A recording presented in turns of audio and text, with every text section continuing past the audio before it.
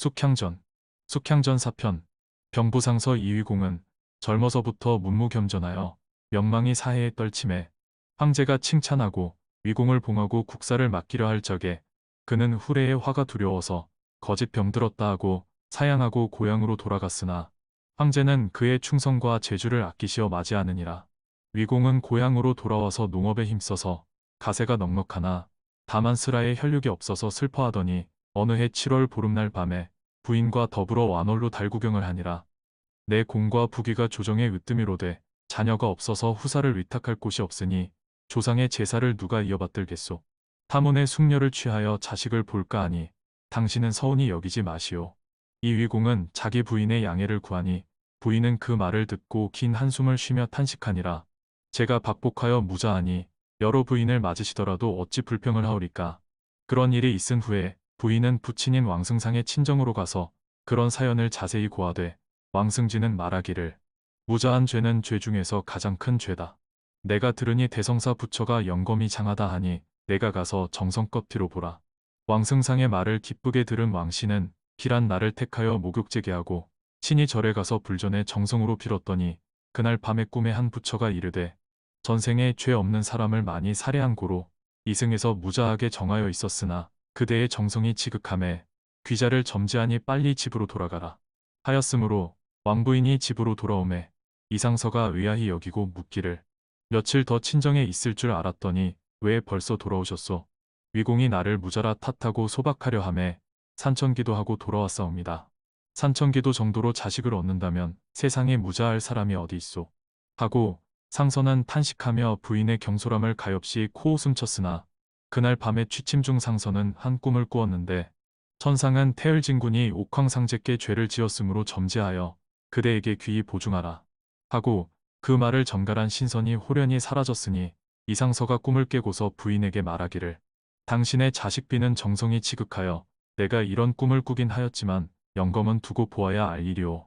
부인은 기뻐하면서 그제야 자기가 대성사의 아들을 빌어 치성한 사실을 고하고 그 치성 중에 얻고 돌아온 자기의 꿈 이야기도 하니라.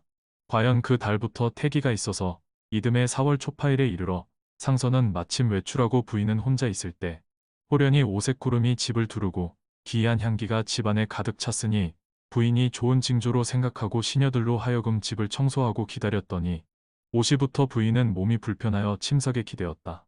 이윽고 공중에서 하계 소리가 나며 선녀 한 쌍이 침실로 들어와서 재촉하기를 시각이 가까워 왔으니 어서 침석에 누우시오. 왕부인이 침석에 눕자마자 아무런 고통도 없이 이내 어린애 우는 소리가 들렸으니 선녀가 옥병에 물을 따르며 어린 아이의 몸을 씻어 눕히고 가려고 하니 당신은 어디서 온 누구온데 이렇게 누추한 집에 와서 수고를 해주시니 불안하고 고맙소. 우리는 천상에서 해상 가늠하는 선녀이오라. 옥황상제의 명을 받고 아기 낳으시는 것을 보러 왔sap고 배필은 남군 땅에 있기로 그를 바삐 보려고 가는 길입니다. 선녀님, 그러면 이 아이의 배필은 어떤 가문에서 나며 성명이 무엇라 하옵니까? 왕부인은 갓난아이의 아내감의 신분을 물으니 김상서의 딸로서 이름은 숙향이라 하옵니다. 하고 선녀들은 호련히 흔적을 감추었으니 부인은 필목을 내어 선녀의 말을 기록해 두니라. 이날 상서가 꿈을 꾸니 하늘에서 성관이 내려와서 부인에게 벼락을 쳤으므로 놀라서 깨었더니 그 꿈 깬 순간에 황제로부터 부르시는 어명이 전갈되니라. 곧 조정으로 들어가서 황제를 뵙고 간밤에 꿈에 신의 처가 벼락을 맞아 보였으니 궁금해서 돌아가 보겠다고 하니 황제가 상서에게 하문하기를 경의 부인이 잉태하고 있소. 네, 늦도록 자식이 없삽더니 호련히 잉태하여 이달이 산월이옵니다. 아, 그럴 거야. 짐이 천기를 보고 낙양성의 태을성이 떨어졌음에 기이한 사람이 나리라 하였더니 과연 경의 집에 경사로 구려 고이 길러서 경의 뒤를 이어 짐을 돕게 하오. 상서가 황공한 분부를 살해하고 집으로 돌아와 보니 부인이 과연 아들을 순산하고 있었으니 상서가 크게 기뻐하여 급히 산실로 들어가 본즉 어린 아이의 얼굴이 꿈에 본 성관과 똑같아서 더욱 기이하게 놀라니라. 이름은 선이라 하고 자를 태을이라고 지으니라. 선이 낳은 지 5, 6삭에 벌써 말을 하고 4, 5세의 글은 모를 것이 거의 없었고 10세에 이르러서는 문장으로 천하의 이름을 떨쳐서 공경대부들 가문에서 다투어 구원하였으나 선이 항상 희롱하는 말로 나의 배필은 월궁소아가 아니면 혼이 나지 않는다 하고 주장하였으므로 병부상서 위공이 자부간택에 여간 힘들지 않았으니 선이 부친에게 여쭈되 나라에서 과거를 근자해 보인다 하오니 한번 구경하고자 하옵니다. 하고 은근히 과거 볼 뜻을 표명하기로 내 제주는 과거를 볼 만하지만 벼슬을 하면 몸이 나라에 매이게 되매 우리가 너를 그리워서 어찌 쓸쓸하게 지낼 수 있겠느냐. 과거 볼 뜻을 부친의 반대로 이루지 못하자 선은 마음이 울적하여서는 근처에 산수 유람을 일삼았으니 하루는 유람차 한 곳에 이르니 대성사라는 큰 절이 있었는데 뜰에 들러서 난간에 의지하였다가 어느덧 잠이 들었는데 꿈속에서 부처가 이르되 오늘 왕모의 잔치에 성관과 선녀가 많이 모인다 하니 그대 나를 따라 구경하라. 선이 기쁘게 부처를 따라서 한 곳에 이르니 연꽃이 만발하고 누각이 층층이 높고 눈에 띄는 모든 것은 장엄하여 이루 형언할 수 없었는데 부처가 선에게 잔치 장내의 광경을 가리키며 저 오색 구름이 모인 탑 위에 앉으신 분은 옥황상제이시고 그 뒤에 삼태성이 모든 것을 거느리고 앉았고 동편의 황금탑 위에는 월궁왕하시니 모든 선녀들이 근신하고 있다. 그리고 서편의 백옥탑 위에 앉으신 분은 석가열애시니 모든 부처를 거느리고 계시다. 내가 먼저 들어갈 터이니 그대는 내 뒤를 따라 들어오라. 하도 어멈하여 동서를 구별치 못할까 겁부터 납니다. 부처가 웃고서 소매 안에서 대추 같은 붉은 열매를 주자 선이 그것을 받아먹으니 금시로 정신이 소연해지는 동시에 자기는 천상의 태을진군이 인간으로서 전에는 옥황상제 앞에서 매사를 봉승하던 일과 월궁소학계 애정의 글을 지어 창화하던 일과 액도적해서 주던 일이 역력히 회상되었는데 거기 모인 성관들이 모두 옛날 천상의 벗들이라 반가움을 이기지 못하니라. 선은 옥황상제에게 사죄하고 또 전생의 일이 그립게 생각난다고 하면서 모든 성관들에게 인사하자 모두 반겨하니 상제가 선에게 인간의 재미가 어떠냐고도 하문하니라. 선이 땅에 엎드려서 사죄하자 상제가 한 선녀를 명하여 반도 2개와 개화 1가지를 주라 하시매 선녀가 옥쟁반에 반도를 담고 개화 1가지를 들고 나오자 선이 땅에 엎드려서 받은 뒤에 문득 선녀를 곁눈으로 보았는데 선녀가 부끄러워서 몸을 돌이킬 때에 손에 낀 옥주 안에 박은 진주가 개화가지에 걸려서 떨어지자 선이 진주를 집어서 손에 쥐고 섰다가 절의 종소리에 놀라서 깨고 보니 꿈이더라. 요지의 잔치 광경이 눈에서 암암하고 천상의 풍악 소리가 귀에 쟁쟁이 남아있고 손에는 아직도 진주가 쥐어져 있었는데 선은 그 꿈이 매우 기이해서 글을 지어서 꿈에 본 전경을 그대로 기록하고 부처께 하직한 뒤에 집으로 돌아오자 그 뒤부터는 소화만 생각하니라. 하루는 동자가 밖에 남성 땅에 사는 사람이 선을 만나자고 청하고 있다고 알리니 선은 불러들여서 만나자 한즉 그 사람이 절하고 나서 소생은 남성 땅에 사는 조적이라 하는 자이온데 한 개의 수놓은 족자를 구해 두었는데 그 경치에 찬을 짓고자 하되 뛰어난 문장이 없어서 여의치 못하였나이다. 듣자오니 공자의 문필이 천하의 제일이라 하옵기에 불언천리하고 찾아왔사오니 청컨대 한번 수고를 아끼지 마옵소서 하고 그 수를 놓은 그림 족자를 내놓았는데 선이 받아서 본즉 자기가 꿈에 본 바로 그 성경이 역력히 그려져 있으므로 놀라서 묻기를 이 족자를 어디서 얻었나요? 공자는 왜 이 그림을 보자마자 놀라십니까? 하고 속으로 생각하기를 그 노파가 혹시 이 집의 족자를 훔쳐다가 자기에게 판 것이 아닌가 의심스러워 말하되 허허 참 이상한 일도 있군요. 실은 내가 일전에 본 것이니 나를 속이지 말고 바른 대로 말하시오. 난양 동촌리의 이화정에서 술 파는 노파에게 산 족자입니다. 이것은 천상의 요지도이니 우리에게는 소용되나 그대에게는 필요 없을 테니 다른 수족자와 바꾸어 주거나 중가를 주겠으니 팔고 가는 것이 어떠하오.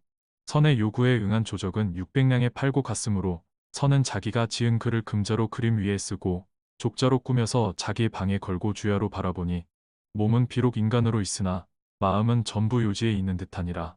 그리고 오직 소화를 찾고자 하는 소원으로 초조하니 그리던 중에 하루는 스스로 깨닫고 혼자 중얼거리니라.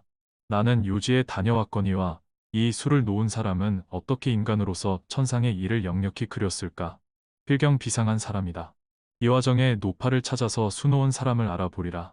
하고 부모에게는 산수유람으로 떠난다고 말하고 노파를 찾아서 이화정으로 가니 이때 마침 숙향이 누상에서 술을 놓고 있자니 호련히 파랑새가 석류꽃을 입에 물고 숙향의 앞에 와서 앉았다가 북쪽으로 갔으므로 숙향이 이 새가 역시 자기를 그리로 인도하는 것이 아닐까 하고 발을 쳐들고 새 가는 곳을 바라보고 있었는데 마침 한 소년이 청삼을 입고 노새를 타고 자기 집을 향하여 들어오고 있었으니 숙향이 자세히 보니 꿈의 요지에서 반도를 받아갈 채 가락지에서 빠진 진주알을 집어가던 신선의 얼굴과 같아 마음에 반가우면서도 한편으로는 짐짓 놀라워서 발을 내리고 조용히 앉아서 그 소년의 거동을 보고파서 나가 있었더니 소년은 바로 그 집으로 와서 주인을 찾는데 가서 보니 북촌의 이의공 댁의 귀공자라. 공손히 맞아 좌정한 후에 공자께서 어떻게 이 누추한 곳을 찾아주셨습니까? 진실로 감격하오이다. 유람차 지나다 들렀으니 한 잔 술이나 아끼지 마오. 하고 웃더니 다시 말을 이어서 요지 그림을 수놓은 것을 할머니가 팔았다 하는데 어떤 사람이 술을 놓았소?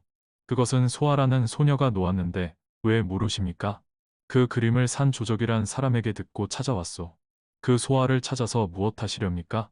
노파가 계속해어 묻되 소아는 본디 전생에 죄가 중에서 병신이 되어서 귀가 먹고 한 다리 한 팔을 못 쓰는 위인이라 쓸모없는 여아임에 천생연분으로 구하는 것부터가 만개입니다. 나는 소아가 아니면 평생 혼인하지 않을 결심이니 어서 만나게 해 주시오. 하고 선은 노파를 졸랐으나 노파는 다시 말을 피하여 귀공자는 왕의 부마가 아니면 공경대부의 신랑이 될 것인데 어찌하여 그런 천인을 구하십니까? 그런 허황스러운 말씀은 다시 하지 마시오. 만승천자의 공주라도 나는 싫으니 할머니는 소아가 있는 곳을 알리시오. 나는 소아를 본 지가 하도 오래되어서 지금 있는 곳을 모르거니와 만약 굳이 찾으려 하거든 남군 장승상 집에 가서 찾되 근본은 남양 땅 김전의 딸 숙향입니다. 선은 노파의 말만 믿고 집으로 돌아와서 다시 거짓말로 여행할 것을 청하기를 형주 땅에 기이한 문장이 있다 하오니 소재 찾아가 보고자 합니다. 부친 위공이 대견히 여기고 허락하니 선이 절하여 하직하고 황금을 말에 싣고 길을 떠나니 그는 형주 땅에 이르러 남양으로 향하여 여러 날 만에 김전의 집을 찾았다. 문전에 이르러 김상공이 계시냐고 묻자 하인이 나와서 계시다고 대답하되 낙양 동촌의 이의공의 아들 선이 배우러 왔다고 여쭈어라. 주객의 인사가 필한 뒤에 김전이 선에게 귀한 손님이 누지에 오시니 고마우나 무슨 일이오. 제가 댁을 찾아온 것은 다름이 아니오라. 영녀의 향명을 듣고 구원코자 하옵니다. 이 말의 주인 김전이 눈물을 머금고 대답하되 내 팔자가 기박하여 남녀간 자식이 없더니 늙어서야 여아를 낳음에 위인이 남의 아이 못지않더니 5세 때의 난중에 이른 채 지금까지 생사를 알지 못하고 있소. 그러던 중 지금 그대의 청을 들으니 마음이 더욱 비장하오. 선은 하는 수 없이 김전을 하직하고 남군의 장승상의 집을 찾아가서 명함을 들었으며 장승상이 청해 드려서 인사를 필한 후에 선이 먼저 저는 낙양 동촌의 이의공의 아들입니다. 남양 땅에 김전이라는 사람의 딸 숙향이라는 여자가 댁에 있다 하오매 불언 천리하고 구원코자 왔습니다. 장승상은 그 말에 벌써 눈물을 흘리며 슬픈 사정을 말하되 그 숙향이 5세 때의 짐승이 물어다가 내 집 동산에 버린 것을 우리가 무자하기로 10년을 길러서 양녀로 삼았으나 사양이라는 종년이 모함하여 내쫓았으므로 숙향은 누명을 목숨으로 씻으려고 표진강 물에 빠졌기로 사람을 보내 구하려 하였으나 공적이 없었던 채 지금까지 생사를 몰라 슬퍼하고 있네. 제가 분명히 댁에 있음을 알고 왔으니 그런 핑계로 거절하지 마시고 저의 구원을 허락하여 주십시오. 선은 장승상이 거짓말로 자기의 청을 피하려는 줄 알고 안타까워하니 장승상이 말하되 그게 무슨 말인가. 숙향이가 내 친딸일지라도 자네와 배필함이 과만하거늘 어찌 마다하여 핑계하겠는가. 이것이 모두 우리의 박복한 탓일세. 듣자오니 숙향이 병신이라 하는데 사양이 비록 구박하더라도 어디로 멀리 갈 수 있겠습니까? 선은 그래도 장승상의 말이 믿어지지 않았기 때문에 다시 추궁하더라. 우리 집안에서 숙향을 잃은 뒤에 화상을 그려서 방에 걸었으니 내 말을 못 믿겠거든 보게나. 선이 부인의 방으로 인도되어 가서 보니 한 폭의 화상이 걸려 있었으니 선의 눈이 반가움에 끌려서 자세히 본즉 어디서 본 듯한 선녀의 자태더라. 그는 반가운 마음을 이기지 못하고 숙향이 병신이라더니 이 화상은 이상이 없음에 괴이하옵니다. 숙향은 본디 아무런 병도 없고 불구자도 아니며 이 화상은 10살 전에 그린 모습일세. 10세 후에는 자태가 더욱 고왔는데 병신이란 금시초문 뜻밖의 말일세. 승상님, 숙향을 찾아왔다가 그냥 가게 되었으니 이 화상을 저에게 팔아주시면 중가를 드리겠습니다. 장승상은 선의 정상이 딱하였으나 부인이 그 화상을 잃으면 섭섭해할 것이 또한 염려되어 말하되 자네 정성이 지극하여 주고는 싶으나 그것마저 없어지면 시린이 실성할 것임에 그럴 수 없네.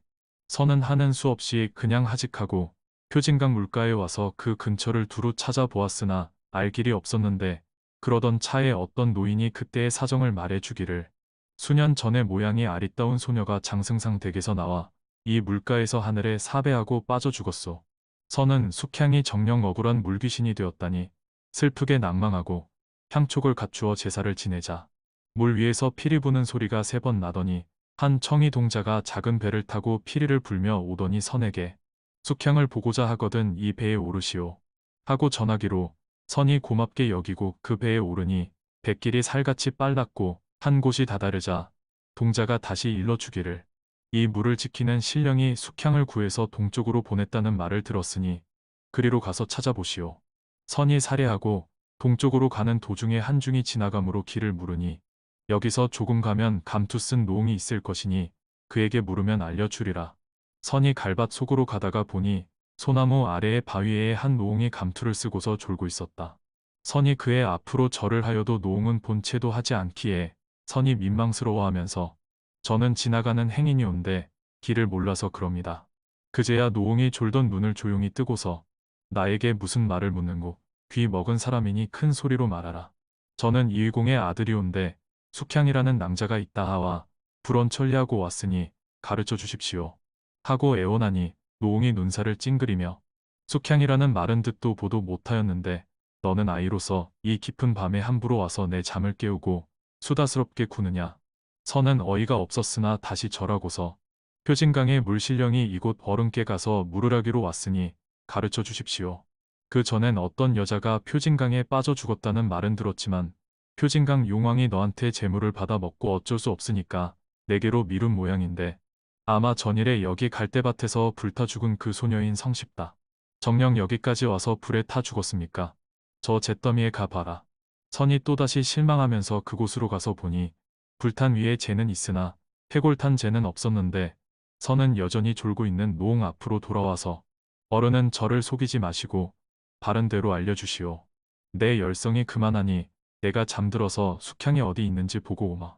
너는 그동안 두 손으로 내 발바닥을 문지르고 있거라. 선은 노웅의 말대로 그날의 해가 저물도록 노웅의 발바닥을 문지르고 있었는데 이윽고 노웅이 잠을 깨더니 너를 위로해 주려고 내가 마고알미 집에 가보니 숙향이 누상해서 열심히 술을 놓고 있더라.